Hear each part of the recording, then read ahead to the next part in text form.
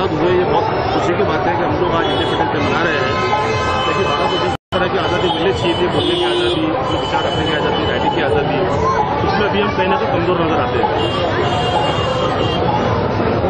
जैसे कि आज जो पोल्यूशन स्थिति है मना कर रहे हैं, तो आप क्या देना चाहोगे और फ्लाइट को लेकर क्या कहना चाहोगे?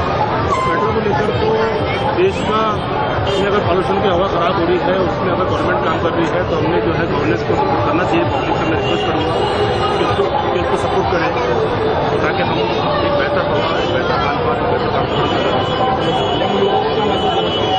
लोगों को पैसे भी है कि वो देश के लिए बेहतर काम करें, एजुकेशन में अपने देश को आगे लेकर जाए, देश में जो है आविष्कार और अच्छी अच्छी चीज़ें जो है वो आए।